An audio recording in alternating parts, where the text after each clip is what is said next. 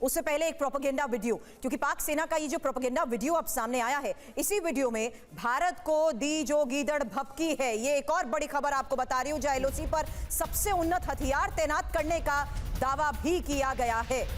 तो पाक सेना का ये प्रोपेगेंडा वीडियो जिस तरीके से अब सामने आया है, वीडियो में भारत को दी गई ये धमकी है और एलओसी पर सबसे उन्नत हथियार तैनात करने का ये दावा भी किया गया है। हालांकि मैं आपसे ही वापस सर इस बात को लेकर सवाल इसलिए कर रही हूं क्योंकि सैन्य ताकत का प्रदर्शन जिस लिहाज से भारत ने किया है, क्या उसी की बौखलाहट का ये एक वीडियो के प्रोपेगेंडा वीडियो अब सामने रखा जा रहा है? देखिए, मैं पाकिस्तान को अप्रिशिएट करूंगा एक बात पे, जो प्रोपेगेंडा बड़ा अच्छा करते हैं। हाँ। शोर बड़ा अच्छा मचाते हैं, लेकिन जब लड़ने की बात आती है तो अपने सोल्जर को छोड़ जाते हैं, उनके पेंटे उतर जाते हैं और उस पर डंडे मारे जाते हैं। ये पाकिस्तान की मेन बात है। पाकिस्तान की सेना बहुत बहादुर है, लेकिन सामने से नहीं लड़ती। पाकिस्तान की सेना बहुत कुछ कर सकती है, लेकिन अपने लोगों को मारती है। पाकिस्तान हमारी सेना के ऊपर कभी क्वेश्चन उठा है कि इसने यहाँ पे सिविलियंस को मार दिया, बलूचिस्तान के अंदर क्या हो रहा है? देखिए, पाकिस्तान इंडिया का कोई मुकाबला नहीं है। आप अगर मैं जैसे 71 की बात कर रहा था, अगर डिप्लोमेसी की बात कर रहे हैं, सारा वक्त पाकिस्तान के साथ था। हमारे साथ कौन था? रशिया था। और उस टाइम पे सऊदी ने 400 टैंक दिए पाकिस्तान को, अमेरिका ने उनको पैटर्न टैंक्स दिए थे, और फ्रांस ने मिराज टैंक दिए थे, और इवन आपके ईरान 400 टैंक दिए थे। बहुत सी कंट्रीज ने उनको मदद की, लेकिन हमारी आर्मी का वेलर, हमारी एयरफोर्स का वेलर और हमारी नेवी की कैपेबिलिटी, उससे वार जीत के 13 दिन के वार खत्म कर दिया। लेकिन वो एक वार ऐसा लगता है अनफिनिश्ड हो गया। मतलब हमने एक सांप के 2 टुकड़े कर दिए, आज वो 2 मुंह का हो गया। और इस टाइम पे टाइम आ चुका है कि हम लिमिटेड वार होगा नहीं, आज पूरा वार होगा या वार होना हो, लेकिन पाकिस्तान को खत्म करने का पूरा इरादा बन चुका है, पूरी प्लानिंग हो चुकी है। और देखिए, 71 वार के अंदर आर्मी का रोल बहुत था, एयरफोर्स का रोल था, लेकिन एक बहुत इंपॉर्टेंट रोल था रॉ का। रॉ ने इसकी प्लानिंग की थी, और उस टाइम पे जो आर्मी के चीफ थे, उनके साथ आरएन काओ जो रॉ के चीफ थे, उनकी रेगुलर मीटिंग होती थी साउथ ब्लॉक के अंदर, और दोनों बड़े रिलैक्स रहते थे। और आज हम पूरे तरीके से तैयार हैं। हमने ठीक है सर, बिल्कुल हम तैयार हैं, और वो तैयारी वो कामनेस में दिखती है, वो कॉन्फिडेंस में दिखती है, वो दिखता है जो हमारे स्टेट लीडर्स बोलते हैं, जो दिखता है जब हमारे एक्सपर्ट्स बोलते हैं, जब हमारे जिम्मेदार बोलते हैं, तो दिखता है उस कॉन्फिडेंस में। लेकिन पाकिस्तान के तरफ देखिए आप, पाकिस्तान के आर्मी चीफ आसिम मुनीर की जिंदगी का फैसला पहलगाम आतंकी हमलों ने कर दिया है। पाकिस्तानियों को 2 नेशन थ्योरी का पहाड़ा पढ़ाने वाले आर्मी चीफ आसिम मुनीर अपने एक्सटेंशन के सपने देख रहे हैं, लेकिन उनका हश्र पाकिस्तान के उन बदनाम जनरलों की तरह होने वाला है जो पाकिस्तान के इतिहास में बहुत बड़े खलनायक साबित हो चुके हैं।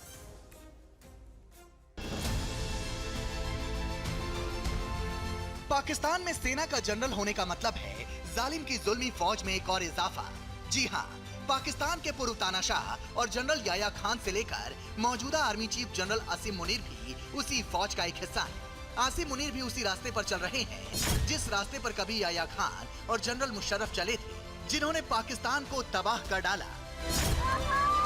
पहलगाम आतंकी हमले के बाद अब ये बातें साफ हो गई हैं कि आसिम मुनीर का हाल भी वही होना है जो जनरल मुशर्रफ और याया खान का हुआ था। याया खान ने पाकिस्तान की सत्ता पूर्व तानाशाह आयूब खान का तख्ता पलट करके हथियाई थी। हुकूमत में आने के बाद याया खान ने पूरे पाकिस्तान में मार्शल लॉ लगा दिया था। 1971 में भारत से करारी हार और बांग्लादेश बनने के बाद याया खान को नजरबंद कर दिया गया था। पाकिस्तान के इतिहास में याया खान को एक बड़ा खलनायक माना जाता है। याया खान की तरह ही जनरल परवेज मुशर्रफ ने भी नवाज शरीफ का तख्ता पलट करके सत्ता हथियाई थी। जनरल मुशर्रफ का भी पतन ऐसा हुआ कि पाकिस्तान के खलनायकों में एक और बदनाम शख्स का नाम जुड़ गया। भारत से दुश्मनी मोलकर अब जनरल आसिम मुनीर भी अपना नाम पाकिस्तान के उन्हीं बदनाम जनरलों के काले रजिस्टर में लिखवाने जा रहे हैं। हालांकि पाकिस्तान के सिर पर मंडराते खतरे का एहसास आसिम मुनीर को भी हो चुका है। पाकिस्तानी सेना में भारत से जंग को लेकर ऐसा खौफ है कि रातों रात आसिम मुनीर ने अपने परिवार के सभी सदस्यों को ब्रिटेन और अमेरिका के शहरों में भेज दिया। इसके अलावा पाकिस्तानी आर्मी के कई बड़े अधिकारी भी अपने परिवारों को विदेश भेज चुके हैं। ये डर बताता है कि लंबी चौड़ी डींग हाँकने वाले पाकिस्तानी जनरल से लेकर पूरे पाकिस्तान के लिए आने वाले दिन अच्छे नहीं हैं। Bureau report, TV9 Bharatvarsh. और पाकिस्तान के हथियार कैसे कबाड़ बन चुके हैं, क्योंकि LY-80 एयर डिफेंस सिस्टम जो कि पाक के पास नॉट डिफेंस सिस्टम है, सारे एयर डिफेंस सिस्टम फेल हैं। 2 साल में 388 खामियां भी इसमें सामने आई हैं। पाक को चीन से अब डिफेंस सिस्टम मिले हैं और बड़ी बात यह है कि एयर डिफेंस सिस्टम में लगे रडार की रेंज 150 किलोमीटर है। LY-80 भारतीय मिसाइल को ट्रैक करने में विफल है। अब यही खामियां जिस तरीके से सैन्य स्तर पर आपको भारी पड़ रही हैं, बहल सर सवाल आपसे कर रही हूं, इन खामियों को, इंटरनल फेलियर्स को तो आप रूल आउट नहीं कर सकते ना, क्योंकि आपको पता है इन्हीं के बलबूते आपको भारत का मुकाबला करने के लिए भी तैयार रहना।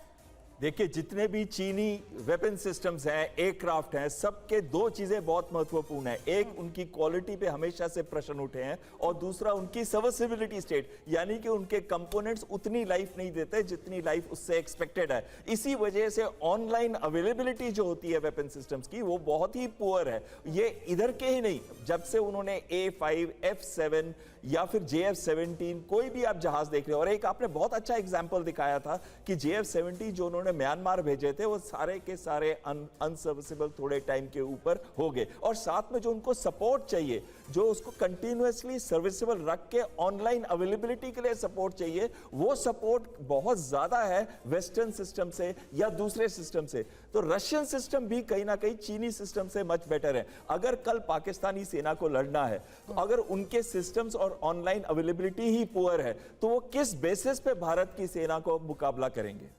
बिल्कुल। और देखिए, इसी से जुड़ा सवाल है कि वैसे सुरभि अभी बता भी रही थी कि हमें अभी एक हमारा जो 10 बजे से आगे हम बात करेंगे उसमें डिप्लोमेसी पे बात करेंगे, लेकिन जनरल चतुर्वेदी मुझे एक चीज़ बताइए, इस बार चाइना का रुख थोड़ा सा अलग नहीं दिख रहा आपको? जिस तरह से चाइना यहाँ पर है, पाकिस्तान जिस तरह से चाइना के बल पर कूदता है इस बार, अभी तक जैसा दिखा है, क्या आपको लगता है कि पाकिस्तान अलग थलग पड़ चुका है पूरी तरह? बिल्कुल अलग थलग पड़ चुका। और about China is one country जो कभी भी किसी दूसरे की लड़ाई नहीं लड़ेगा। वो थोड़ा इंटेलिजेंस शेयरिंग कर सकता है, थोड़े इक्विपमेंट दे सकता है, नथिंग बियॉन्ड दैट। 71 वॉर में आपने देखा है कोई डिप्लॉयमेंट कुछ नहीं हुआ उसका, अभी कारगिल में कुछ नहीं हुआ। और ये सब चीज़ें अगर पाकिस्तान को भारत के साथ लड़ाई लड़नी है तो अपने बूते पे लड़नी पड़ेगी। अगर वो सोचता है कि चाइना उसकी मदद करेगा या कोई और कंट्री उसकी मदद कर देगा, वो बहुत बड़े सपना देख रहा है और उसके अलावा कुछ नहीं होगा। आप यूक्रेन में देख लीजिए क्या हुआ, जेलेंस्की साहब ने सब कुछ सोच के कि सब मेरी मदद करेंगे, अब अकेले लड़ना पड़ रहा है, लोग मदद कर देते हैं in terms of some tanks, some guns, some ammunition, nothing beyond that. So you have to fight your own battle. If you are not capable, then आपको अपने आप जरा संभाल के रखना चाहिए और गलत हरकतें नहीं करनी चाहिए।